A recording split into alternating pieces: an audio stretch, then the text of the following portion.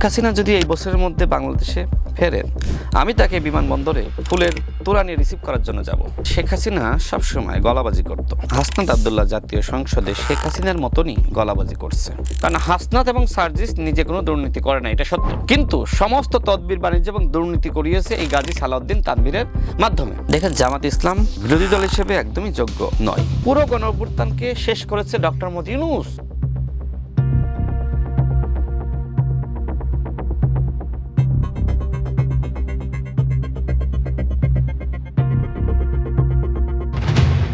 রাজনীতিতে প্রত্যক্ষভাবে অংশগ্রহণের জন্য রাজনীতিবিদদের যেমন একটা ভূমিকা থাকে, এবং সেই জায়গাটা এখন রাজনীতিতে অংশগ্রহণ করার জন্য সাধারণ জনগণেরও কিন্তু অনেক পথ তৈরি হয়েছে। তারা মতামত জানিয়ে, সমর্থন জানিয়ে, বিরোধিতা জানিয়ে নানানভাবে কিন্তু রাজনীতিতে ভূমিকা রাখার সুযোগটি পাচ্ছেন, এবং এই ক্ষেত্রে অনেক গুরুত্বপূর্ণ প্রভাব রাখে সামাজিক যোগাযোগ মাধ্যম। সামাজিক যোগাযোগ মাধ্যমে আপনি কি বলছেন, কি করছেন এবং আপনার অ্যাক্টিভিটি সব কিছু নিয়ে কিন্তু জনগণের একটা প্রত্যাশা তৈরি হয় আপনাদের কাছে, যারা রাজনীতিতে মুখ্য ভূমিকাটি পালন করে থাকেন। প্রিয় দর্শক, আজ আমরা কথা বলবো আমাদের সামাজিক যোগাযোগ মাধ্যমে রাজনীতির হালচাল এবং সেই সাথে বর্তমান সরকার, অন্তর্বর্তীকালীন সরকার, পূর্ববর্তী সরকার ব্যবস্থা এবং বর্তমানে বিরোধী দল যারা আছেন তাদের সবকিছু নিয়েই কথা হবে আমাদের আজকের পর্বে। স্বাগতম আমাদের আজকের পলিটিক্যাল পালসে। সাথে আছে আমি সূচনা এবং আমাদের সাথে আছেন একজন তরুণ রাজনীতিবিদ, আমাদের সাথে আছেন রাশেদ খান।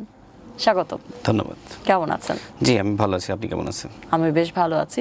আজকে আমরা শুরুতেই বলছিলাম যে সামাজিক যোগাযোগ মাধ্যম অনেক গুরুত্বপূর্ণ একটা ভূমিকা রাখছে রাজনীতিতে এই মুহূর্তে। শুরুতে আপনার সাথে কথা বলতে চাই একটা ফেসবুক পোস্ট নিয়ে। ইসলামী ছাত্র শিবির নিয়ে আপনি ফেসবুকে একটা পোস্ট দিয়েছিলেন এবং সেখানটাই আপনি বলেছেন যে শিবির শেখ মুজিবুর রহমানের পরিবর্তে ওসমান হাদিকে প্রতিষ্ঠা করতে চায়। এমনটা কেন বলেছিলেন? এর প্রেক্ষাপটটা নিয়ে যদি আমাদেরকে একটু বলতেন।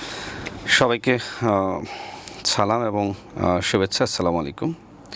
দেখেন, গত পরশুদিন ঢাকা বিশ্ববিদ্যালয়ের সিনেটে মিটিং হয়েছে এবং সেই মিটিংয়ে 5 জন ছাত্র প্রতিনিধি যারা ডাকসুতে আছেন তারা সেখানে ছিলেন, এবং অনেক শিক্ষক এবং শিক্ষকের বাইরেও যারা সিনেট সদস্য তারাও ছিলেন।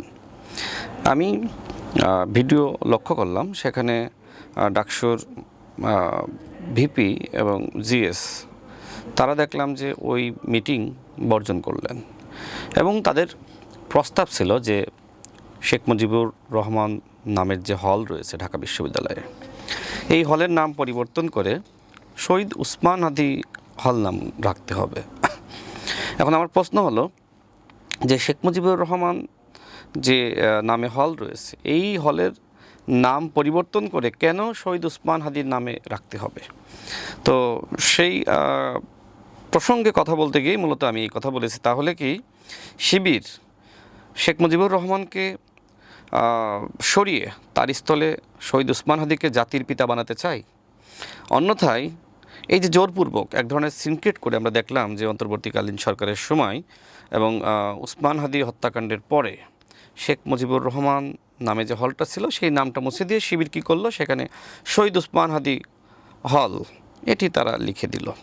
এবং আমরা অতীতে দেখেছি বিভিন্ন ভিডিও, যেটা সামাজিক যোগাযোগ মাধ্যমে আই থিঙ্ক আপনিও দেখেছেন, যে ডাকসুর যে বর্তমানে ভিপি সাদিক কায়েম, তিনি ছাত্রলীগের মিছিলে জয় বাংলা জয় বঙ্গবন্ধু স্লোগান দিচ্ছেন, এবং এস এম ফরাদ যিনি ডাকসুর জিএস, তিনি তো সরাসরি ছাত্রলীগের পদেই ছিলেন, এবং সেই ধরনের ডকুমেন্টেশনও আমরা দেখেছি। বর্তমানে যাদেরকে আমরা বিরোধী দলে দেখতে পাই তাদের বেশিরভাগই আসলে তরুণদের মধ্যে, বেশিরভাগই আসলে একটা সময় আওয়ামী লীগ করেছেন, সাপোর্ট না, বেশিরভাগ করেছেন কি করেননি সেই প্রসঙ্গে আমি যাচ্ছি না। আমার প্রশ্ন হলো, যাদের নিয়ে কথা হচ্ছে আমি তাদের অকাট্য প্রমাণ পেয়েছি। আমি নিজেও মানে সেই ভিডিওগুলো দেখেছি যেখানে আসলে সাদিক কায়েম নিজেই জয় বাংলা জয় বঙ্গবন্ধু স্লোগান দিচ্ছে, এবং এস এম ফরাদের যে ছাত্রলীগের প্যাডে যে নাম ছিল, তিনি ছাত্রলীগের নেতা ছিলেন, এটাও আসলে মিথ্যা নয়। অর্থাৎ ডাকসুর বর্তমান ভিপি এবং জিএস দুজনই ছাত্রলীগের কর্মী ছিলেন। এখন ছাত্রলীগের কর্মী থাকা অবস্থায় তারা শেখ মুজিবের নামে স্লোগান দিয়েছে। তখন শেখ মুজিব ফ্যাসিবাদের আইকন ছিল না, গণ অভ্যুত্থানের পরে শেখ মুজিব হয়ে গেছে ফ্যাসিবাদের আইকন।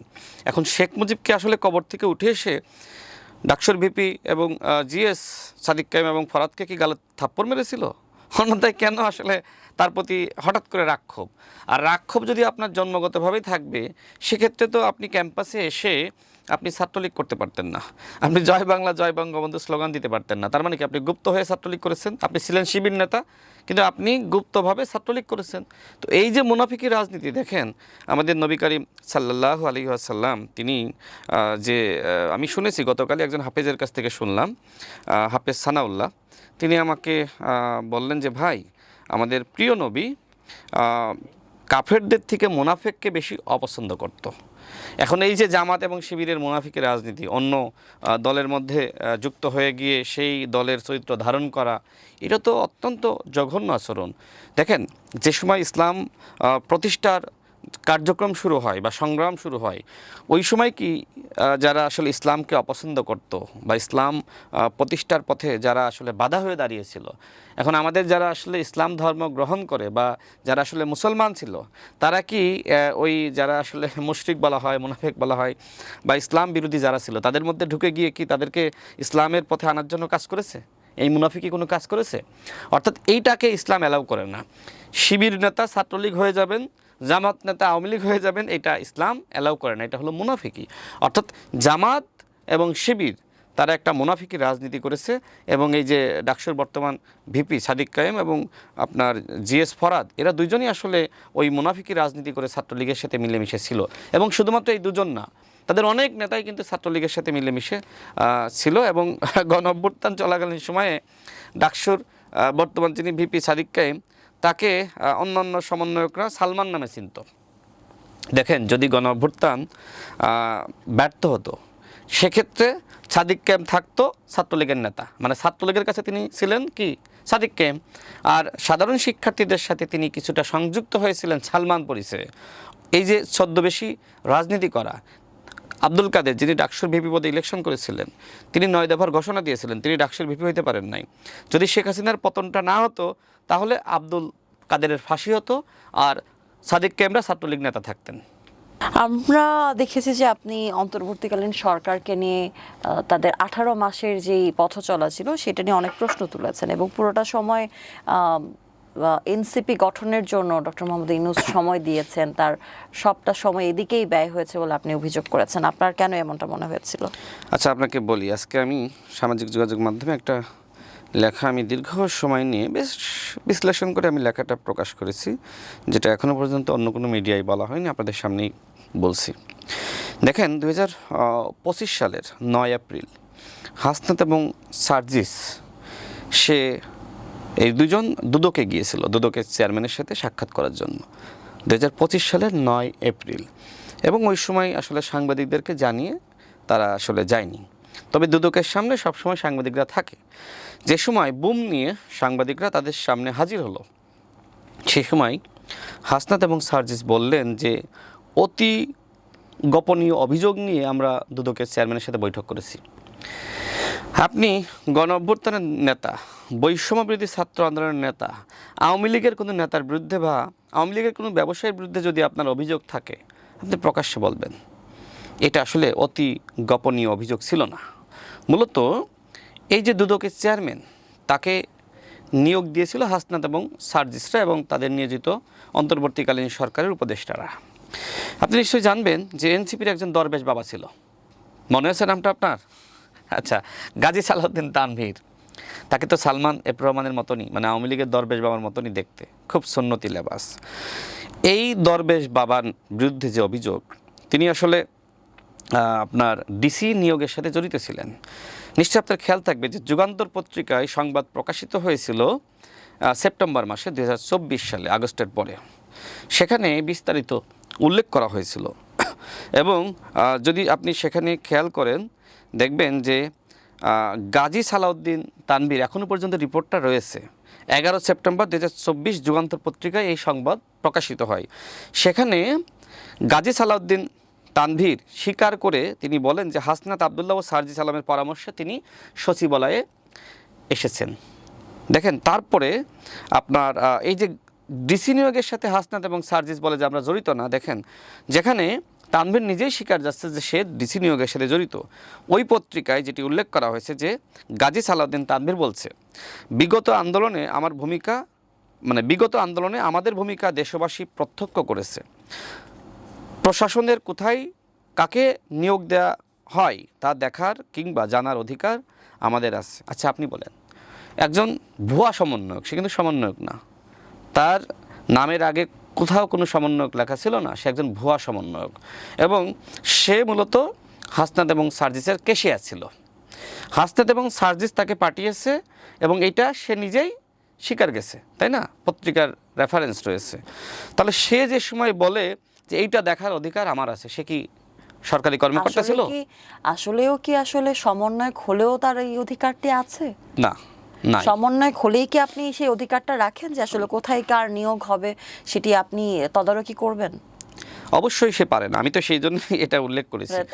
আপনি কিন্তু বলছিলেন যে সে না, সে বলছে, সে দাবি ছিল করছে না, সে ছিল কিছুই ছিল তার না।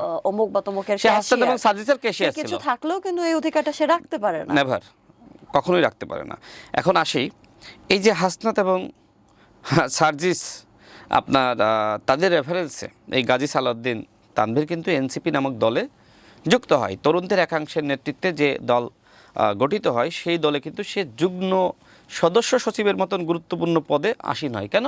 কারণ হাসনাত এবং সার্জিস নিজে কোনো দুর্নীতি করে না, এটা সত্য, কিন্তু সমস্ত তদবির বাণিজ্য এবং দুর্নীতি করিয়েছে এই গাজী সালাউদ্দিন তানভীরের মাধ্যমে। এবার আসি, এখন বলা হচ্ছে যে আসলে দুদক, আমি একটু শেষ করি এটা, মানে দুদক তো আসলে গাজী সালাউদ্দিন তানভীরকে ক্লিন সার্টিফিকেট দিয়েছে কোন সময়? বিএনপি সরকারের সময়। আচ্ছা, এবার দেখেন যে আপনার মানে অন্তর্বর্তীকালীন সরকারের সময় নিয়োগ পাওয়া দুদকের চেয়ারম্যান ও দুদক কমিশনার পদত্যাগ করেন 2026 সালের 3 মার্চ।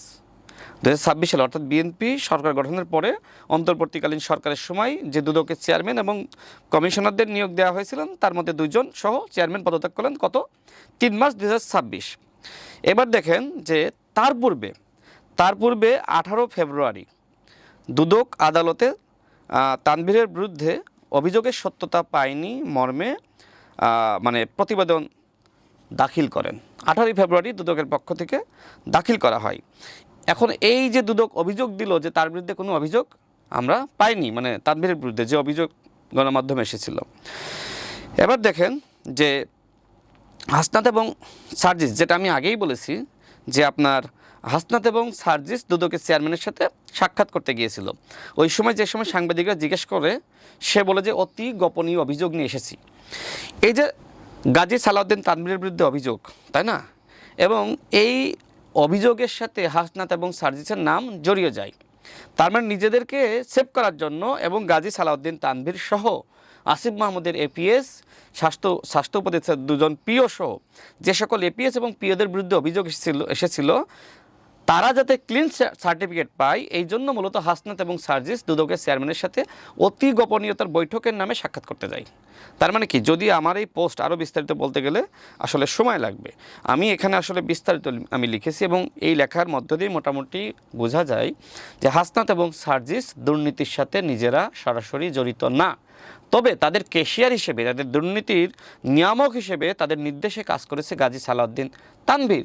এবং এই গাজী সালাউদ্দিন তানভীরকেও এনসিপিতে যুক্ত করা হয়েছে কিন্তু এই আপনার হাসনাত এবং সার্জিস। আপনি বারবার বলছিলেন যে সার্জিস এবং হাসনাত এই জায়গাটাতে জড়িত না, কিন্তু তাদের ক্যাশিয়ার হিসেবে আরেকজন এই কাজগুলো করেছে আপনি দাবি করছেন। কিন্তু ধরুন আপনি দুর্নীতি করছেন না, আপনার হয়ে আপনার কথা মতো আমি চলছি এবং আপনাকে অর্থ এনে দিচ্ছি, এরকম যদি কিছু হয়ে থাকে, সেটার দায় কি আপনার উপরে যায় না? দেখেন, শেখ হাসিনা সবসময় গলাবাজি করত যে আমার বিরুদ্ধে যদি কেউ 1 টাকার দুর্নীতির প্রমাণ করতে পারে তাহলে আমি পদত্যাগ করব। ঠিক এখন হাসনাত আবদুল্লাহ জাতীয় সংসদে শেখ হাসিনার মতনই গলাবাজি করছে। শেখ হাসিনা নিজেকে দুর্নীতি করেছে? শেখ হাসিনা তার বোনকে দিয়ে দুর্নীতি করিয়েছে, শেখ হাসিনা তার বিভিন্ন নেতাদের দিয়ে দুর্নীতি করিয়েছে এবং তার ভাগ ঠিকই ওই আমেরিকায় চলে গেছে সজীব ওয়াজেদ জয়ের কাছে, তার পুত্রের কাছে। তার পুত্র যে আমেরিকায় বিশাল ব্যবসা করে, তার পুত্র কি কোনো চাকরি করত? কই থেকে আসলো টাকা? শেখ পরিবারের কি ব্যাংক ব্যালেন্স ছিল? কই থেকে আসলো টাকা? এই বিভিন্ন ব্যক্তিরা দুর্নীতি করেছে, শেখ হাসিনাকে একটা অংশ ভাগ দিয়েছে এবং সেটা দিয়ে সজীব ওয়াজেদ জয় ব্যবসা করেছে। ঠিক একইভাবে হাসনাত আবদুল্লাহ এবং সার্জিস সরাসরি কোনো দুর্নীতি করে নাই। শেখ হাসিনা যেভাবে দুর্নীতি করেছে, হাসনাত আবদুল্লাহ এবং সার্জিস সেইভাবে দুর্নীতি করেছে। প্রমাণ আপনি কোথায় পাবেন? শেখ হাসিনার বিরুদ্ধে কোনো প্রমাণ করতে পারবেন? এটা একটু শেষ করি। এখন যদি আপনি প্রমাণ করতে চান যে শেখ হাসিনা সরাসরি কাউকে হত্যা করেছে কিনা, আপনি প্রমাণ করতে পারবেন? পারবেন না তো। কিন্তু সে হত্যার নির্দেশদাতা এবং সে হত্যা করিয়েছে। ঠিক একইভাবে হাসনাত এবং সার্জিস দুর্নীতি করিয়েছে। গণ অভ্যুত্থানের পরপর হাসনাতের বিলাসী জীবন, সার্জিসের বিলাসী জীবন, বিশাল সুন্দর ফ্ল্যাটে ভাড়া থাকা, বিশাল গাড়িতে চলে বেড়ানো, এগুলো সব দিয়েছিল এই গাজী সালাউদ্দিন তানভীর। এবং এই তথ্যগুলো আমি সার্জিসের খুব ঘনিষ্ঠ বন্ধুর কাছ থেকে পেয়েছি। এবং এনসিপিতে যারা আছে অনেকেই তো আমাদের ভাই ব্রাদার, একসময় আমাদের সাথে রাজনীতি করেছে, যে কারণে তথ্য উপাত্ত বিভিন্নভাবে আমাদের কাছে আসে। এমনকি আরও গুরুত্বপূর্ণ অনেক জায়গায় তো আমাদের সংযোগ যোগাযোগ আছে, তথ্যগুলো তো আমাদের কাছে আসে। আমি আজকে সামাজিক যোগাযোগ মাধ্যমে বিস্তারিত যে হাসনাত আবদুল্লাহ এবং সার্জিস আলমের যে দুর্নীতি এবং কেলেঙ্কারি আমি প্রকাশ করেছি, তারা আসুক, এই কথাগুলো তারা জবাব দিক। সক্ষমতা নাই, কারণ হাসনাত আবদুল্লাহ এবং সার্জিস প্রকৃতপক্ষে হাসিনা রক্ষার আন্দোলন করেছিল। তারা গণ অভ্যুত্থানের নেতা নন, তারা মূলত ছিল কোটা সংস্কার আন্দোলনের নেতা, কিন্তু তারা ঘটনা চক্রে মূলত গণ অভ্যুত্থানের নেতা হয়ে গেছে। রাশাদ খান, আপনার কাছে আমাদের যে প্রশ্নটি ছিল যে 18 মাস সময়টি ডক্টর মোহাম্মদ ইউনূস আসলে অন্তর্বর্তীকালীন সরকারের দায়িত্বে থাকাকালীন সময় তিনি এনসিপি গঠনের জন্য সময় দিয়েছিলেন, এটি নিয়ে আসলে প্রশ্ন ছিল, এটা কেন আপনার মনে হয়েছিল? এবং সেই সাথে আর একটা প্রশ্ন যে আপনি ফেসবুক স্ট্যাটাসে দাবি করেছেন মোহাম্মদ ইউনূস মিষ্টি কথার আড়ালে সংকীর্ণ মানসিকতার একজন মানুষ এবং 18 মাসে জাতির সামনে তার মুখোশ উন্মোচন হয়ে গেছে। একজন নোবেল জয়ীকে নিয়ে আপনার এমন মন্তব্য কেন? তিনি তো আমাদের সংকটের দিনে ত্রাতা হয়ে এসেছে। আচ্ছা দেখেন, গণ অভ্যুত্থানে ডক্টর মোহাম্মদ ইউনূসের কোনো ভূমিকা নাই, তার কোনো বক্তব্য আপনি গণ অভ্যুত্থানের পক্ষে পাবেন না। আমি অবাক হয়েছি যে এরকম একজন মানুষ বাংলাদেশের কোনো আন্দোলনে, কোনো সংগ্রামে যার ন্যূনতম ভূমিকা নাই, তিনি কিভাবে গণ অভ্যুত্থানের পরে একটি সরকারের প্রধান হন? এটা তো আমার কাছেই প্রশ্ন। কিভাবে হলেন সেটা তো আমারই প্রশ্ন। আচ্ছা কিভাবে হলেন? আপনাকে উত্তরের জন্য আমরা এনেছি আজকে। কয়েকদিন আগে ডক্টর মোহাম্মদ ইউনূস তার জন্মদিনে নাহিদ ইসলাম এবং আসিফ মাহমুদকে ডেকেছিলেন এবং সেখানে ডক্টর মোহাম্মদ ইউনূস বললেন, আসিফ মাহমুদ আমাকে রাজি করিয়েছিল এবং তার কারণেই আমি অন্তর্বর্তীকালীন সরকারের প্রধান উপদেষ্টা হয়েছি। এবং নাহিদ ইসলামকে বললেন, নাহিদ ইসলাম কোনো ব্যক্তি নন, তিনি শুধুমাত্র নায়ক নন, তিনি একটি ইতিহাস। হ্যাঁ, নাহিদ ইসলামের গণ অভ্যুত্থানের ভূমিকা আছে, কিন্তু এই যে নাহিদ ইসলাম এবং আসিফ মাহমুদকে ব্যবহার করে নিজের আখের গোছানো যে কাজটি ডক্টর মোহাম্মদ ইউনূস করেছে, তিনি আপনার বিভিন্ন প্রতিষ্ঠানে তার কর মওকুফ করিয়েছেন, সুবিধা নিয়েছেন। এছাড়া আপনি আদম ব্যবসার লাইসেন্স নিয়েছে এবং সে আপনার প্রাইভেট বিশ্ববিদ্যালয় লাইসেন্স নিয়েছে, এরকম বিভিন্ন সুবিধা কিন্তু ডক্টর মোহাম্মদ ইউনূস নিয়েছে। এবং এই সুবিধাগুলো নেওয়ার জন্য ছাত্র উপদেষ্টা এবং সমন্বয়করা যাতে মানে লাগামহীনভাবে দুর্নীতি করতে পারে সেই সুযোগটা তিনি দিয়েছিলেন। দেখেন, ডক্টর মোহাম্মদ ইউনূস তার 18 মাসের পুরোটাই আসলে মূলত এনসিপি নামক দল গঠনের পিছনে সময় দিয়েছেন। তিনি যে সময় দেশের বাইরে গিয়েছেন, সেই সময় যখন সাংবাদিকরা প্রশ্ন করে, সেই সময় তিনি বলেছিলেন বাংলাদেশে একটি মাত্র দল ছাড়া কেউ নির্বাচন চায় না। এবং জাতীয় নির্বাচনের কয়েকদিন আগে তিনি বলেছিলেন এই ছাত্রদের, এই তরুণদের অনেকে মন্ত্রী হবে, অর্থাৎ এনসিপিকে তিনি ইঙ্গিত করেছিলেন। আচ্ছা, কোনো দল যদি সরকার গঠন না করতে পারে তাহলে কি সেই দলের কেউ মন্ত্রী হতে পারে না। যেখানে জামাতের সাথে এনসিপি নির্বাচনে অংশ নিচ্ছে, সেখানে ডক্টর মোহাম্মদ ইউনূস স্বপ্ন দেখছেন যে নাহিদ ইসলামরা মন্ত্রী হবেন। তার মানে কি, ডক্টর মোহাম্মদ ইউনূসের প্ল্যান ছিল যে এনসিপি এবং জামাতকে ক্ষমতায় আনা আর বিরোধী দল হিসেবে বিএনপিকে নিয়ে আসা, এবং সেই প্রচেষ্টার মধ্যেই তিনি ছিলেন। এবং 18 মাস তিনি এনসিপিকে প্রতিষ্ঠার জন্য কাজ করেছেন, যেখানে এনসিপির কোনো নিবন্ধন ছিল না। এই যে শাপলা প্রতীক, এনসিপির প্রতীক না, এই প্রতীক কিন্তু এনসিপিকে দিয়েছিল অন্তর্বর্তীকালীন সরকারের কয়েকজন উপদেষ্টা। এই প্রতীকের কালার কি হবে, রং কেমন হবে, দেখতে কেমন হবে, সব কিছু কয়েকজন উপদেষ্টা অঙ্কন করে দিয়েছিল। তার মানে কি, তার মানে এনসিপি নামক দলটা এটা অন্তর্বর্তীকালীন সরকারের একটি দল এবং ডক্টর মোহাম্মদ ইউনূসের প্রতিষ্ঠিত দল। ভবিষ্যতে ডক্টর মোহাম্মদ ইউনূসকে এনসিপি নামক দলের আহ্বায়ক হিসেবেও বা সভাপতি হিসেবে দেখা যেতে পারে। এবং আমি তো নিজে এটার প্রত্যক্ষদর্শী। নাহিদ ইসলাম নিজে ছাত্র উপদেষ্টা থাকাকালীন সময় এই দল গঠন করেছেন এবং তিনিও আমাদেরকে আহ্বান করেছিলেন, আসেন একসাথে দল করি, মানে এই দলের আমরা বিভিন্ন পদে যুক্ত হই গণ অধিকার পরিষদ ছেড়ে। নাহিদ ইসলামের বাসায় নুরুল হক নূর, আমি সহ তাদের যারা গুরুত্বপূর্ণ নেতারা আছে, নাহিদ ইসলাম ছাত্র উপদেষ্টা থাকা অবস্থায় ওই মন্ত্রীপাড়ার বাসাতে আসলে বৈঠক হয়েছে। তার মানে আমি নিজে চোখে যেটা দেখেছি, আমি কিভাবে মিথ্যা বলি? মূলত সরকারে থাকা অবস্থায় নাহিদ ইসলাম এই দল গঠন করেছে এবং ডক্টর মোহাম্মদ ইউনূস সমস্ত সহযোগিতা করেছে। এই যে জাতিসংঘে গেল, দেশের বাইরে বিভিন্ন জায়গায় গেল, দেখেন নাই কাদেরকে নিয়ে গেছে? নিবন্ধন যে দল ছিল না সেই দলকে 3 নম্বর দল হিসেবে বিএনপি জামাতের পরে স্বীকৃতি দিয়ে এই দলকে নিয়ে গেছে। তার মানে কি, এটাকে হাতে গড়ে তৈরি করেছেন ডক্টর মোহাম্মদ ইউনূস। আজকে এনসিপি তো এত বড় হওয়ার কথা ছিল না। এনসিপিকে টাকা পয়সা দিয়ে বিভিন্নভাবে সুবিধা দিয়ে বড় করেছে ডক্টর মোহাম্মদ ইউনূস, সন্তানের মতন। এনসিপি হলো ডক্টর মোহাম্মদ ইউনূসের একটি সন্তানের মতন দল। যদি তিনি আগামীতে এই দলের মানে গুরুত্বপূর্ণ জায়গায় আসীন হতে চান, তাহলে তো অবশ্যই তিনি এটাকে সন্তানের মতো লালন পালন করবেন, এটাই স্বাভাবিক। আমরা একটু আওয়ামী লীগ প্রসঙ্গে যেতে চাই, এবং সেখানটা আমরা প্রথমেই যে বিষয়টি দেখতে পাই, সম্প্রতি খুব এটা নিয়ে আলোচনা হচ্ছে যে শেখ হাসিনা দেশে ফিরছেন, তিনি ঘোষণা দিয়েছেন। তিনি যদি দেশে ফিরেন, তাহলে এই বিষয়টিকে আসলে আপনারা কি কেবল আইনগত ইস্যু হিসেবে দেখবেন, নাকি এটার জন্য রাজনৈতিকভাবেও আসলে প্রস্তুতির দরকার? সরকারের কোনো অস্বস্তি আছে কিনা, আতঙ্ক আছে কিনা, বা সরকার এটাকে কিভাবে মোকাবেলা করবে? দেখেন, আমি এই বছরটা অপেক্ষা করতে চাই শেখ হাসিনার জন্য, কারণ শেখ হাসিনা বলেছে যে এই বছরের মধ্যে তিনি দেশে আসবেন। দেখি আসলে শেখ মুজিবের কন্যা কিনা।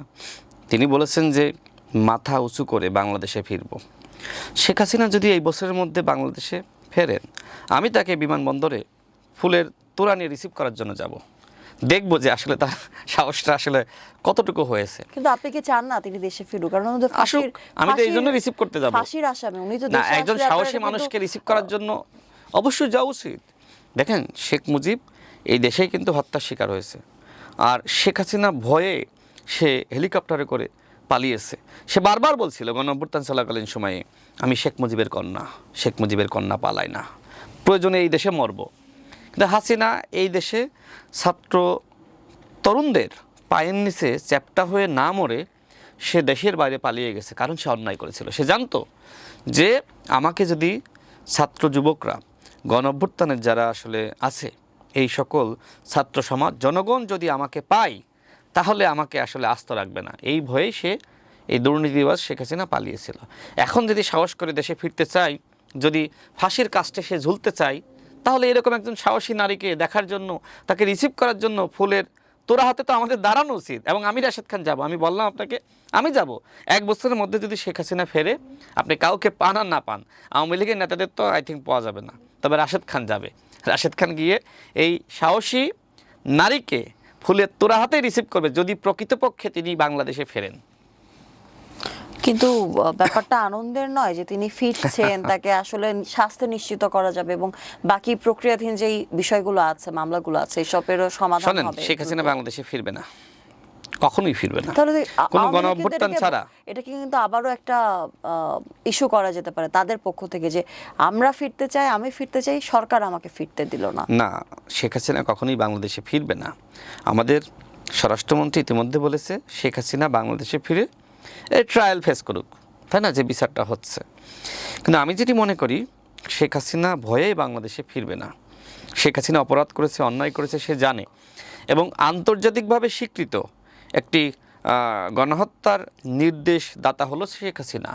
1400-এর অধিক মানুষকে সে গুলি করে এবং হত্যা করে সে মানে নির্দেশনা দিয়েছে, গুলি করে হত্যা করার নির্দেশনা দিয়েছে।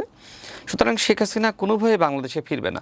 আর আওয়ামী লীগের ফেরার কথা অনেকে বলে, দেখেন, বাংলাদেশে যদি আরেকটি গণঅভ্যুত্থান ছাত্র জনতার নেতৃত্বে সংগঠিত না হয়, এবং যে গণঅভ্যুত্থানে আওয়ামী লীগ গুরুত্বপূর্ণ ভূমিকা রাখবে, যেমনিভাবে এই 24-এর গণঅভ্যুত্থানে বিএনপি গুরুত্বপূর্ণ ভূমিকা রেখেছে ছাত্র জনতার সাথে, ঠিক একইভাবে আরেকটি গণঅভ্যুত্থানে যদি ছাত্র জনতার সাথে আওয়ামী লীগ ভূমিকা রাখতে না পারে, এই বাংলাদেশে কখনোই গণঅভ্যুত্থান ছাড়া আওয়ামী লীগ ফিরে আসার সুযোগ নাই।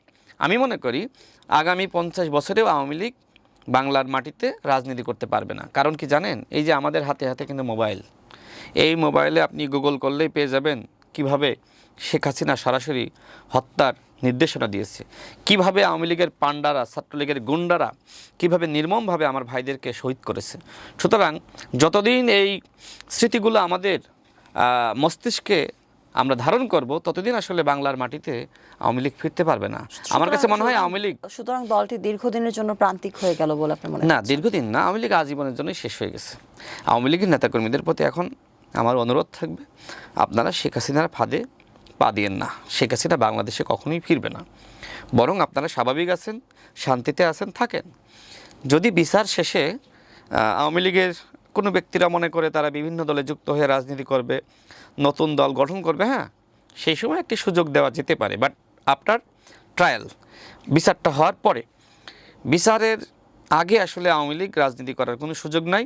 আর সবথেকে বড় কথা হলো, যারা গণ অভ্যুত্থানের শক্তি তারা সবাই মিলে কিন্তু আপনার জাতীয় সংসদে আওয়ামী লীগকে যে সাংগঠনিকভাবে নিষিদ্ধ করা হয়েছে সেই গণভোটের অধ্যাদেশটা কিন্তু আসলে পাশ করিয়েছে।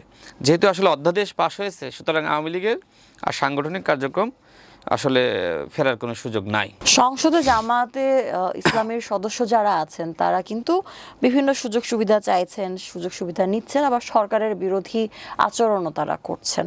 বিরোধী দলের সংসদ সদস্য হিসেবে মানে এটা কি আসলে স্বাভাবিক সংসদীয় চর্চা, নাকি এখানে নৈতিক একটা বিষয়ের প্রশ্ন থেকেই যায়? দেখেন, জামাত ইসলাম বিরোধী দল হিসেবে একদমই যোগ্য নয়। তারা আসলে বিরোধী দল। কারা যোগ্য? মনে করেন আপনি যোগ্য। আপনি যদি সংসদে যেতে পারতেন, আপনি যোগ্য হয়ে উঠতেন, কারণ আপনি একজন উপস্থাপক, ভালো কথা বলেন, আইন সম্পর্কে জানেন, বা সাম্প্রতিক যে বিষয়গুলো ঘটছে আপনি খোঁজখবর রাখতেছেন। জামাত ইসলাম তো সাম্প্রতিক বিষয়ে খোঁজখবর রাখে, খোঁজখবর রাখলে তো কথাবার্তা, তারা আইন পড়াশোনাও করতে পারেন, তাহলে জানেন না কেন? ঠিক আপনার মতনই আমারই ধারণা ছিল। আপনি যেমনটা ভাবেন যে জামাত করে, শিবির করে শিক্ষিতরা এবং তারা খুব পড়াশোনা করে, এই ধারণা নিয়েই তো আমরা ছিলাম। কিন্তু আমরা সংসদে দেখলাম আমির হামজাকে, যিনি বলেন যে বাজেট 200 কোটি 600 কোটি হলেই ভালো হতো, অথচ 600 কোটি দিয়ে একটা আসলে পদ্মা সেতুর মানে 4 ভাগের 1 ভাগও আসলে করা সম্ভবপর নয়। এবং 200 কোটি দিয়ে আমার কাছে মনে হয় যে একটা ফ্লাইওভারের অর্ধেক করা যাবে না। সুতরাং যাদের সেন্স এরকম, তারা কিভাবে আসলে সংসদে বিরোধী দল হিসেবে নেতৃত্ব দিবে? এবং জামাতের আরেকজন এমপি, তিনি তার বাবাকে মুক্তিযোদ্ধা বানাচ্ছেন। কত বড়! জি, স্লিপ অফ টাং না, কিসের স্লিপ অফ টাং? তারা বলেছেন না, কিসের? সে বলছে আমার 14 গোষ্ঠীর সবাই মুক্তিযোদ্ধা। কেউ যদি তার বাবাকে নিয়ে কথা বলে এবং সেটা যদি স্লিপ অফ টাং হয়, সেটা আসলে মিথ্যা। বরং তিনি একটা ফাপড়বাজি করেছিলেন। জামাতের অধিকাংশ এমপিরা এরকম ফাপড়বাজ এবং মুনাফিক, এবং তারাই মুনাফিকই আচরণ করে অভ্যস্ত। তারা মনে করে যে আমরা সেই 71-এর পরবর্তী যুগে রয়েছি, এখন আসলে মানে কোনো প্রমাণ থাকবে না। কিন্তু জনগণ যে এক ক্লিকেই তার বাপের বয়সটা বের করবে এটা জানতো না। তো তার বাপ বেঁচে আছে নাকি নাই, তার জন্ম কবে, এইটা যে আসলে জনগণ বের করে ফেলাবে এটা সে বোঝে নাই। সে ভাবছিল যে আমাদেরকে তো স্বাধীনতা বিরোধী বলা হয়, ওকে সংসদে একটা মানে ঢুস মারি, হ্যাঁ, যে আমার বাবা একজন মুক্তিযোদ্ধা। সে এত কিছু বোঝে নাই যে এগুলো এখনকার এই যে মানে জেনজি বের করে ফেলাবে, এটা সে বোঝে নাই। তো দেখেন, যারা আসলে সংসদে নিজের নন মুক্তিযোদ্ধা বাপকে মুক্তিযোদ্ধা বানান এবং নিজেকে আপনার শহীদের সন্তান হিসেবে দাবি করেন, অথচ তার বাবা এখনও পর্যন্ত বেঁচে রয়েছে, তার বাবা কোনো মুক্তিযুদ্ধে অংশ নেননি, তাহলে এই ধোঁকাবাজদেরকে আপনি কি বলবেন? এছাড়া জামাত নেতা, জামাতের এমপি আমাদের আব্দুল্লাহ মোহাম্মদ তাহের ভাই, তিনি বিদেশিদের সাথে বৈঠক করে বলেন আমরা কোথায় বলেছি শরিয়া আইন চাই, অথচ তাদের আরেকজন এমপি মুজিবুর রহমান ভাই, তিনি প্রতিদিন জাতীয় সংসদে বলছেন যে কোরআনের আইন বাস্তবায়ন করতে হবে। জামাতের গঠনতন্ত্রে যেখানে উল্লেখ করা আছে শরিয়া আইনের কথা, সেখানে আব্দুল্লাহ মোহাম্মদ তাহের ভাই বলছেন আমরা তো বলি নাই আমরা ক্ষমতায় গেলে শরিয়া আইন বাস্তবায়ন করব। তার মানে কি? জামাতের যে মুনাফিকি, এটা আসলে প্রমাণিত। জামাত আন্তর্জাতিকভাবে স্বীকৃত একটি মুনাফিক দল, এবং তারা ইসলাম নিয়ে বাণিজ্য করে, ইসলাম তারা পণ্য মনে করে যে এটা একটা পণ্য, এটাকে বিক্রি করতে হবে, জান্নাতের লোভ দেখিয়ে ক্ষমতায় যেতে হবে। এবং জামাত ইসলাম যে মুনাফিকি করে তার সবথেকে বড় উদাহরণ আব্দুল্লাহ মোহাম্মদ তাহের ভাই। শরিয়া আইন নিয়ে মুনাফিকি করে আমাদের স্বরাষ্ট্রমন্ত্রী, দেখেন নাই কীভাবে জামাতের মুখোশটা উন্মোচন করেছে। জামাতের যে নির্বাচনী ইস্তেহার, কোথাও উল্লেখ করা নেই ইসলামী ব্যাংকিং ব্যবস্থা, কোথাও উল্লেখ করা নেই ক্ষমতায় গেলে শরিয়া আইন, কোরআনের আইন বাস্তবায়ন করবে, একটা ইসলামিক দল, অথচ তারা এইভাবে মুনাফিকি করছে, তাদের কোথাও উল্লেখ করা নাই। শরিয়া আইন প্রতিষ্ঠা করতে গিয়ে জামাতের বা শিবিরের কোনো নেতা কি ফাঁসির শিকার হয়েছে? কোনো নেতা কি আসলে নির্যাতন জুলুমের শিকার হয়েছে? জামাতের কোনো নেতা ইসলাম কায়েম করতে গিয়ে ফাঁসিতে ঝলে নাই। শিবিরের কোনো নেতা শরিয়া আইন কায়েম করতে গিয়ে তারা আসলে নির্যাতন জুলুমের শিকার হয়নি, গুমও হয়নি। আমরা দেখলাম যে শিবিরের যে ইসলামিক রাজনীতি, এটা হয়ে গেছে এখন নন ইসলামিক। আগে শিবির বলতো যে আমরা শরিয়া আইন কায়েম করতে চাই। ডাকসুতে ভিপি এবং জিএস পদে যে সময় তারা আসলে তাদের প্রার্থীদেরকে ঘোষণা করলো, দেখেন নাই সাদিক কায়েম, আপনার এস এম ফরাদ, মাঝখানে একজন নন হিজাবি নারী, চিনেন তো আপনি তাকে, তাই না? পরবর্তীতে ডাকসুর নেত্রী হয়েছেন। আচ্ছা, যে সংগঠন বলছে যে নারী নেত্রী হারাম, যে সংগঠন বলছে শরিয়া আইন কায়েম করব, তাহলে শরিয়া আইন কি এইটাই, মানে জামাতের বা শিবিরের ইসলাম কি এইটাই যে একজন বেগানা নারীকে প্রেস ব্রিফিংয়ের সময় মাঝখানে বসাবে? প্রেস ব্রিফিংয়ের সময়, মানে আমি এটার সমালোচনা কেন করছি, যেহেতু আপনি শরিয়া আইন কায়েম করতে চান, যারা ছাত্রদলের মতন, ছাত্র অধিকার পরিষদের মতন মধ্যপন্থী সংগঠন রয়েছে, তারা তো সবসময় নারী পুরুষ একসাথে সামনে থাকে, মিছিল করে, হাতে হাত ধরে তারা বিক্ষোভ করে না? কিন্তু যারা নিজেদেরকে ইসলামিক দাবি করে, তারা কিভাবে এই হারাম কাজগুলো করতেছে? ডাকসুর বর্তমান যিনি ভিপি হয়েছেন এবং জিএস হয়েছেন, তারা তো হারামের মধ্য দিয়ে ভিপি জিএস হয়েছেন। তাদের সংগঠনের গঠনতন্ত্রকে ভায়োলেট করে ভিপি জিএস হয়েছেন, সাধারণ শিক্ষার্থীদের সাথে ধোঁকাবাজি করে সাধারণ শিক্ষার্থীদেরকে বুঝিয়েছেন, দেখো আমরা কিন্তু দায়িত্বে গেলে আমরা শরিয়া আইন ক্যাম্পাসে কায়েম করব না। আচ্ছা, সাধারণ শিক্ষার্থীরা একটু এই প্রসঙ্গে যেতে চাই। আমরা নির্বাচনের আগে শুনেছিলাম যে জামায়াতে ইসলামের প্রধান তিনি বলেছিলেন যে কোনোভাবেই নারীরা মূল ক্ষমতার জায়গায় আসতে পারবেন না। না, উনি যে কথা বলেছিলেন, পরবর্তীতে তো আবার নারীদের সংসদ আমরা দেখতে পাচ্ছি। দেখেন তিনি যে কথা বলেছিলেন, সংসদে যদি নারী আসতে পারে তবে কেন তার মতো করে নারী একটা তিনি সময় বলেছিলেন যে প্রকাশ করতে নারীদের পারবে না। কর্মঘণ্টা কমাতে হবে, 5 ঘন্টায় আনতে হবে, এরকম একটা বক্তব্য আমি শুনেছিলাম। এবং জামাত মূলত নারী নেতৃত্বে বিশ্বাস করে না, তবে তারাই আবার দেশনেত্রী বেগম খালেদা জিয়ার নেতৃত্বে তারা সরকারে গিয়েছিলেন। এই যে জামাতের মুনাফিকি আচরণ, মানে এইটা নিয়ে আমার দুঃখ। আমি কেন আসলে জামাত নিয়ে সমালোচনা করি? জামাত যেহেতু ইসলামকে বিক্রি করে, জামাত যেহেতু ইসলামকে দুর্বল করে, ইসলাম আমাদের সেন্সিটিভ একটি জায়গা, এবং আমরা যারা মুসলমান, আমরা ধর্মকে নিয়ে রাজনীতি করতে চাই না, কারণ ধর্ম এমন একটি কঠিন জায়গা, এটা নিয়ে রাজনীতি করতে গেলেই আপনার ভুল হবে। যে ভুলটা জামাত ইসলাম করছে, তারা নিজেদেরকে না ইসলামিক রাখতে পারছে, না মধ্যপন্থী হতে পারছে। এই যে সমালোচনা আমাদেরকে করতে হচ্ছে, কারণ আপনি ইসলামিক নামটা ব্যবহার করে আপনি ভোটের সময় মানুষকে আপনি বলেছেন যে জামাত ইসলামকে ভোট দেওয়া নৈতিক দায়িত্ব, জামাতকে ভোট দিলে আপনি জান্নাতে যাবেন, জামাতকে ভোট না দিলে আপনার পরকাল যাবে, নানানভাবে কিন্তু মানুষকে ভয় দেখানো হয়েছে। তো এই জন্যই মূলত আমরা জামাতের সমালোচনা করি। আর জামাতের একজন এমপি, নারী এমপি হয়েছেন পরবর্তীতে, মারদিয়া মমতাজ, নিশ্চয়ই আপনি চিনেন। তিনি একটি টেলিভিশন টকশোতে বলেছিলেন যে জামাত চাইলে এরকম নারী ট্রফি হিসেবে বিভিন্ন জায়গায় দিতে পারতো। মানে সাংবাদিক প্রশ্ন করেছিল, মানে উপস্থাপিকা, যে জামাত তো আসলে নারী নেতৃত্বকে গুরুত্ব দিচ্ছে, কিন্তু একজন নারীকেও তো নমিনেশন দিল না। তখন তিনি বললেন জামাত চাইলে এরকম নারী ট্রফি বিভিন্ন জায়গায় দিতে পারতো। আজকে মারদিয়া মমতাজ ট্রফি হিসেবে আজকে সংসদে গেছে, তার লজ্জা থাকলে সে সংসদে যেত না? যে সকল নারীদেরকে গণঅভ্যুত্থানের সময় আমরা দেখি নাই, সেই সকল নারীরা হয়ে গেছে এমপি, জামাতের এমপি হয়ে গেছে। তাদের কাছ থেকে আমাদের সংস্কারের কথা শুনতে হচ্ছে, জুলাইয়ের গল্প শোনা লাগছে। মানে কত বড় মানে নির্লজ্জ হইলে, যাদের গণঅভ্যুত্থানে কোনো মানে ভূমিকা নাই, তারা আজকে জুলাই করে, আর যারা জুলাইয়ে প্রকৃতপক্ষে অংশ নিয়েছে, বিএনপির সেই সকল আপনার নারী এমপি এবং বিএনপির নেতাদেরকে জুলাই বিরোধী বলতে পারে, তাই না? জামাত ইসলামের এই যে এমপিরা আছে, তারা দেখাক যে জুলাইয়ের সময় তাদের ভূমিকা কী, গত 17 বছর তাদের ভূমিকা কী দেখাইতে পারবে। জামাতের এই 77 জন এমপির মধ্যে এনসিপির যদি 7 জনকে বাদ দেন, তাহলে জামাতের যে সকল এমপি রয়েছে, এদের অধিকাংশই জুলাইয়ের সময় বা জুলাইয়ের আগে পরে কখনোই মাঠে ছিল না। এরাই মূলত জামাতই জুলাই সবথেকে বিরোধী, কারণ যাদের জুলাই ভূমিকা নাই তাদেরকে জামাত এমপি বানিয়েছে, যারা জুলাই আন্দোলন করে নাই তাদেরকে জামাত এমপি বানিয়েছে, এবং তাদের দিয়ে ওই যে জাফর ইকবাল, আমি একটা লেখা লিখেছিলাম, আপনি তো নোট করেছেন কিনা বা প্রশ্ন করবেন কিনা জানি না, বাট আমি বলে ফেলাই, জামাতের অধিকাংশ এমপিরা এবং নেতারা অধ্যাপক জাফর ইকবালের মতন। জাফর ইকবালের মুক্তিযুদ্ধে অংশ নেওয়ার সুযোগ থাকলেও তিনি মুক্তিযুদ্ধের নায়ক হননি, তিনি হয়েছেন কথক, মানে তিনি গল্প লিখেছেন মুক্তিযুদ্ধ নিয়ে, তিনি দেখেছেন যে মুক্তিযুদ্ধ কীভাবে হয়েছে, কিন্তু মুক্তিযুদ্ধে সরাসরি তিনি অংশ নেননি। ঠিক একইভাবে জামাতের নেতারা, জামাতের এমপিরা জাফর ইকবালের মতন, তারা আসলে জুলাইকে দেখেছেন, কিন্তু জুলাইয়ে শেখ হাসিনার পতনের জন্য অংশ নেননি। তাদের কেউ কেউ সালমান পরিচয়ে, মানে নিজের নামটা গোপন করে ছাত্রদেরকে কিছু কিছু সহযোগিতা করেছে, কিন্তু সামনে থেকে নেতৃত্ব দেননি। আর আমরা শোনেন, আমরা সবসময় আন্দোলন সংগ্রাম সামনে থেকে নেতৃত্ব দিয়েছি, অথচ এই আমাদেরকেই বলা হচ্ছে আমরা নাকি জুলাইয়ের গাদ্দার।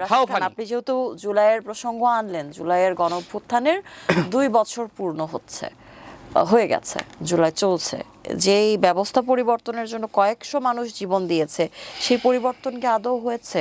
দেখেন, আর গতকাল বাংলাদেশটাকে আপনি এই মুহূর্তে কেমন দেখছেন? 30 জুন 2018 সালের কোটা সংস্কার আন্দোলন চলাকালীন সময়ে ডাকসুর সাবেক ভিপি, বর্তমান প্রতিমন্ত্রী নুরুল হক নূর, তাকে নির্মমভাবে নির্যাতন করা হয়েছিল। তিনি সেই নির্যাতন থেকে বাঁচার জন্য ঢাকা বিশ্ববিদ্যালয়ের একজন শিক্ষকের পা জড়িয়ে ধরেছিলেন এবং সেই দৃশ্য সারা বাংলাদেশের মানুষ দেখেছিল। আর আজকের দিনে এই 1 জুলাই আমির রাশেদ খান, এটা কি তার বাপের রাষ্ট্র? এই কথা বলার কারণে আমি নাকি শেখ হাসিনাকে কটূক্তি করেছি, আমাকে সাইবার সিকিউরিটি আইনে মামলা দেওয়া হয়, আমি জেলে গিয়েছিলাম। বাংলাদেশে যে গণ অভ্যুত্থান হয়েছে, এই গণ অভ্যুত্থানের প্রেক্ষাপট 2018 সালের কোটা সংস্কার আন্দোলন। আজকের 1 জুলাই আমি অ্যারেস্ট হয়েছিলাম। অ্যারেস্ট হওয়ার পরে আমাকে টানা 15 দিন রিমান্ডের নির্যাতনের শিকার হতে হয়েছে। আমি অতিরিক্ত আরও 3 দিন পুলিশের হেফাজতে ছিলাম। সব মিলিয়ে আমাকে প্রায় 18 দিন আমি নির্যাতনের শিকার হয়েছি। অথচ এই আমরা নাকি জুলাইয়ের গাদ্দার, নুরুল হক নূর নাকি জুলাইয়ের গাদ্দার, সে নাকি জুলাই ভূমিকা রাখে নাই, আমরা নাকি জুলাই ভূমিকা রাখে নাই। দেখেন, যে সময় কোটা আবার 24 সালে ফিরে আসলো, আমরা তখন চিন্তা করলাম যে এটাকে শুধুমাত্র কোটা আন্দোলনের মধ্যে সীমাবদ্ধ রাখা যাবে না, জাতি একটা সংকটের মধ্যে রয়েছে, সুতরাং এই আন্দোলনকে রাষ্ট্র সংস্কার আন্দোলনে রূপান্তরিত করতে হবে। কারণ হাসিনা একটা সময় না একটা সময় আন্দোলনে বাধা দিবে, আর বাধা দিলে বাঁধবে লড়াই। আজকে যারা লড়াইয়ে অংশ নেয়নি জুলাইয়ের সময়, সুযোগ ছিল, তারা আজকে জুলাই করতেছে, তারা আজকে ওই যে জাফর ইকবালের মতন হয়েছে। তবে দুঃখ লাগে, 18 মাসে যেভাবে যতটুকু আসলে সংস্কার এবং বাস্তবায়ন করা যেত, বিচার করা যেত, সেটা ডক্টর মোহাম্মদ ইউনূস করে নাই। ডক্টর মোহাম্মদ ইউনূসের মূল এজেন্ডাই ছিল একটা দল গঠন করা এবং সেই দলকে ক্ষমতায় নিয়ে যাওয়া। কিন্তু বিএনপি দেশে গণমানুষের দল, বিএনপির যে সাংগঠনিক সক্ষমতা, এটা কি এনসিপির আছে? নাই তো। সুতরাং এনসিপিকে আপনি টেনে টেনে বড় করবেন, এটা তো হয় না। এনসিপিকে রাজনৈতিক দল হিসেবে আপনি কিভাবে মূল্যায়ন করবেন? এবং সেই সাথে হান্নান মাসুদের যেই সংসদের এমপি পদ, সেটি বাতিল হতে পারে বলে আপনি একটা মন্তব্য করেছেন, আসলে কি তাই হবে? দেখেন, আমি যে কথাগুলো বলেছি প্রত্যেকটা কথার পিছনে যুক্তি আছে, তথ্য আছে, উপাত্ত আছে। এনসিপি নতুন একটি রাজনৈতিক দল, তবে তারা কিংস পার্টি। তারা স্বাভাবিক কোনো প্রক্রিয়ায় নিবন্ধন পায়নি, তারা স্বাভাবিক কোনো প্রক্রিয়ায় তাদের দলের প্রতীক পায়নি, তারা স্বাভাবিক প্রক্রিয়ায় বড় হয়নি, তাদেরকে টেনে টেনে সুবিধা দিয়ে ডক্টর মোহাম্মদ ইউনূস বড় করেছেন। এই জন্য এনসিপিকে আমি গণমানুষের দল মনে করি না। এনসিপি বাংলাদেশের প্রকৃতপক্ষে কিংস পার্টি। তো যাই হোক, তারা রাজনীতি করছে, তারা বড় হতে চাই, ওকে, চেষ্টা চালাক না কেন। তবে জামাতের ছায়াতলে বড় হতে পারবে না। এই যে আপনার এখানে একটা গাছ আছে না, মানে এটা তো আর্টিফিশিয়াল গাছ, তাই না? তো এই আর্টিফিশিয়াল গাছের নিচে যদি আপনি একটা প্রকৃত একটা আপনি ছোট গাছ ওইখানে রেখে দেন, ওটা কি বড় হতে পারবে? কারণ ছায়া। তো এই জামাতের ছায়া, এই ছায়ার নিচে এনসিপি বড় হবে না। এনসিপি যদি আগামী স্থানীয় নির্বাচনে বের হয়ে আসে, তারপর থেকে চেষ্টা করে, তাহলে কিংস পার্টি থেকে গণমানুষের পার্টি হওয়ার সম্ভাবনা আছে। যদিও অল্প বয়সে ভুল করে ফেলিয়েছে। হান্নান মাসুদের কথা বললেন, হান্নান মাসুদ তো থানা থেকে চাঁদাবাজদেরকে ছাড়িয়ে এনেছে এবং তিনি আসলে বন্দর মাসুদ হয়েছেন। তিনি বন্দরের উপদেষ্টা হয়েছিলেন, কারণ বন্দরে আসলে অনেক টাকা পয়সা কামানো যায়। তো হান্নান মাসুদ একটা সময় কি বলেছিলেন যে আমাদের এলাকার সব থেকে ভাঙা ঘরটি আসলে আমাদের। এখন ওই এলাকার সব থেকে দামি ঘর, পুকুর, হ্যাঁ, ওই এলাকার সব থেকে বিলাসী জীবনযাপন হান্নান মাসুদের। হান্নান মাসুদ কয়েকদিন আগে বলল যে আমার বউয়ের আসলে টিউশন ফি দিতে পারতেছি না এবং 3 লাখ টাকার ইট কিনেছি, সেই ইটের বিল দিতে পারতেছি না। অথচ আমি পত্রিকায় দেখলাম যে হান্নান মাসুদ প্রাডো গাড়িতে চড়তেছে, আমি ভিডিও দেখলাম। তো এই হচ্ছে তাদের মুনাফিকি। তারা গণ অভ্যুত্থানের নায়ক, কিন্তু গণ অভ্যুত্থানের পরে ডক্টর মোহাম্মদ ইউনূস এই ছেলেদেরকে অধিকাংশকে নষ্ট করে ফেলিয়েছে। টাকা পয়সা বিভিন্ন লোভের মধ্যে রেখে, সুবিধার মধ্যে রেখে তাদেরকে আর ওই গণ অভ্যুত্থানের চেতনার মধ্যে রাখে নাই। মানুষকে মাত্র 1 বছরে নষ্ট করে ফেলা সম্ভব না। ডক্টর মোহাম্মদ ইউনূস এই কাজটা করেছে তো। ডক্টর মোহাম্মদ ইউনূস তো নিজের নীতি নৈতিকতা বিক্রি করে দিয়েছে। সে সুবিধা নেয়নি। সে আদম ব্যবসার লাইসেন্স তার কেন লাগবে এই বয়সে? তার এই বয়সে কেন তার কর মওকুফ করাতে হবে? তাহলে কি অন্তর্বর্তীকালীন সরকারের উপদেষ্টা ডক্টর মোহাম্মদ ইউনূস হয়েছিলেন এই কর মওকুফ করানোর জন্য, সুযোগ সুবিধা নেওয়ার জন্য, প্রাইভেট বিশ্ববিদ্যালয়ের লাইসেন্স নেওয়ার জন্য, বিভিন্ন ব্যবসা প্রতিষ্ঠান গড়ার জন্য, তার আপনার কাছের লোকজনকে উপদেষ্টা বানানোর জন্য? একজন ক্যান্সারের রোগীকে ডক্টর মোহাম্মদ ইউনূস কীভাবে তিনি স্বাস্থ্য উপদেষ্টা বানালেন? একজন আপনার মানবাধিকার কর্মীকে তিনি কিভাবে শিক্ষা উপদেষ্টা বানালেন? এই স্বাস্থ্য উপদেষ্টা, শিক্ষা উপদেষ্টা জাতির কল্যাণে কী সংস্কার করেছে? সুতরাং পুরো গণ অভ্যুত্থানকে শেষ করেছে ডক্টর মোহাম্মদ ইউনূস। এবং গণঅভ্যুত্থানে যারা নায়ক ছিল তাদেরকে ভিলেন বানিয়েছে ডক্টর মোদি ইউনূস। যেমন আমরা এই সমস্ত অপরাধ ডক্টর মোদি ইউনূসকে নিতে হবে।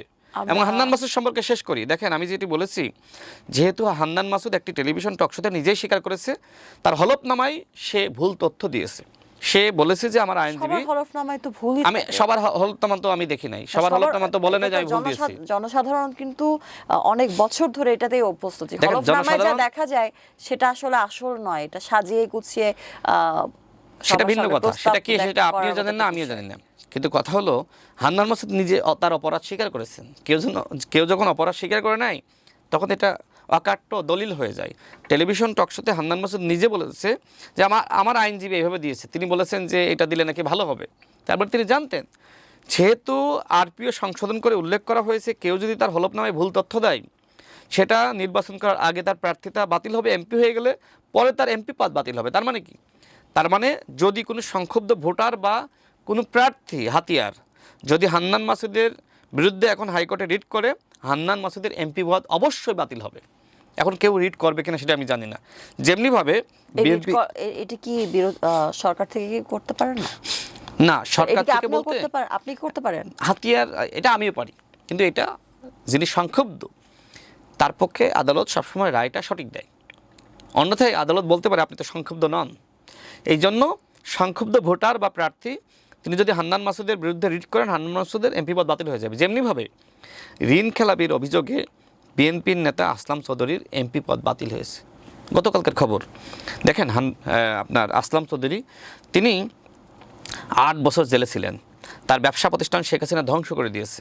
তিনি ঋণ খেলাপি আসলে তাকে হতে বাধ্য করা হয়েছে, শেখ হাসিনা করেছে। তারপরেও বাংলাদেশের আদালত স্বাধীনভাবে কাজ করছে। যেহেতু তিনি যেভাবে হোক ঋণ খেলাপি হয়েছেন, সেটা হাসিনার জুলুমের কারণে হোক আর যেমনি হোক হয়েছেন, তার এমপি পদ তো বাতিল করা হয়েছে আরপিও ওই বিধানটা মেনে। তাহলে আমার কথা হলো যে আরপিও যদি মানা হয়, সেক্ষেত্রে হান্নান মাসুদের এমপি পদ কেন বাতিল হবে না?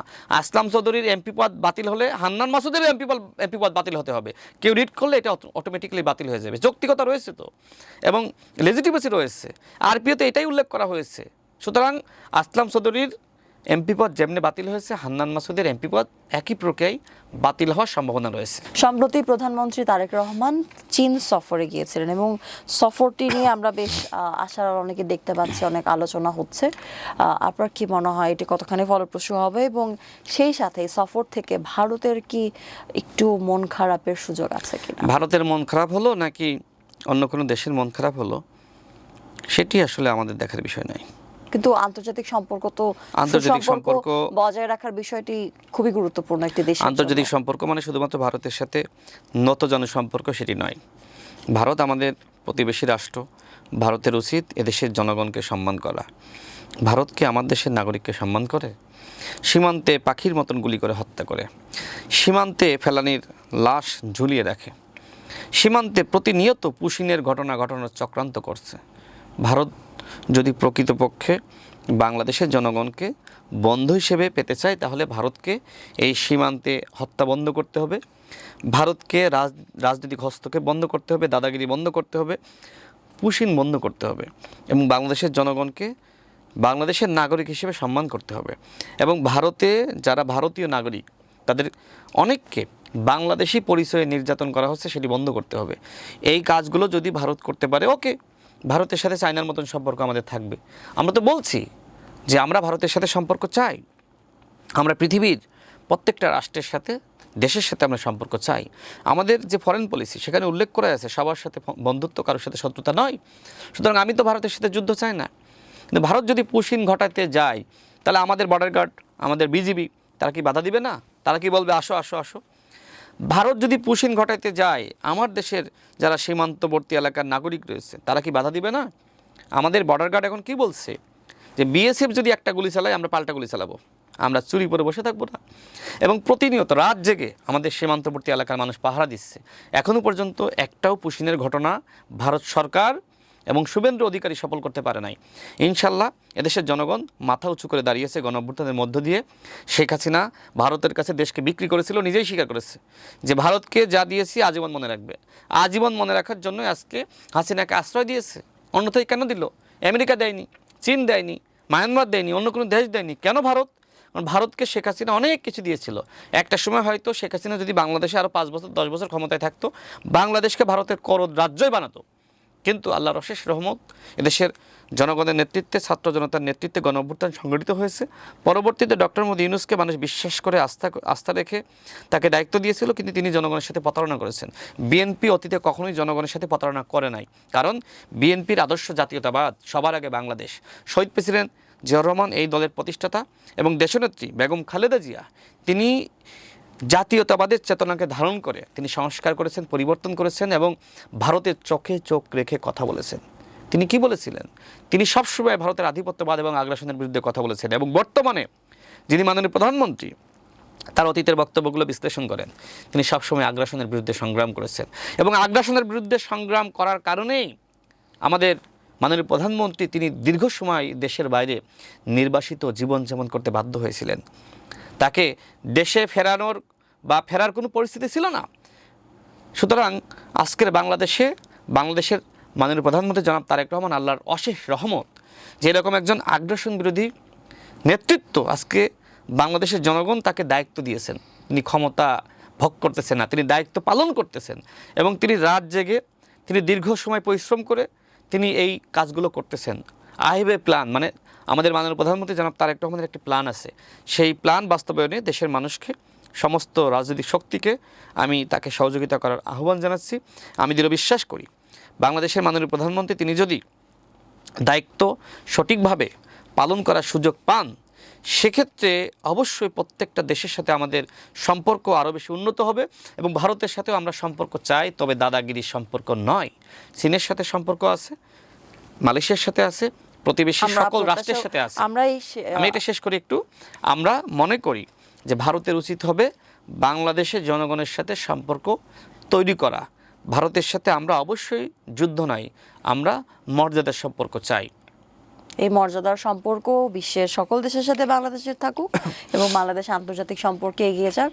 মানবিকভাবে বাংলাদেশের মানুষরা সব জায়গা থেকে সমান সুবিধা পাবে, এটি আমাদের প্রত্যাশা। আপনাকে অনেক ধন্যবাদ রাশেদ খান। আপনাকে ধন্যবাদ। দর্শক, কথা বলছিলাম আন্তর্জাতিক সম্পর্ক নিয়ে এবং আজকের আলোচনায় আমরা কথা বলেছি সামাজিক যোগাযোগ মাধ্যমে মানুষের অংশগ্রহণ, রাজনীতিতে মানুষের চাওয়ার জায়গাগুলো এবং বর্তমানে সরকার এবং বিরোধী দলের কাছ থেকে তারা আসলে কি চায়, তারা আসলে কীভাবে বাংলাদেশকে এগিয়ে দেবে, অনেক বিষয় নিয়ে আমরা কথা বলেছি। আগামী পর্বে আবারও নতুন কোনো বিষয় নিয়ে কথা হবে। সে পর্যন্ত সবাই ভালো থাকবেন, সুস্থ থাকবেন। বিদায় নিচ্ছি।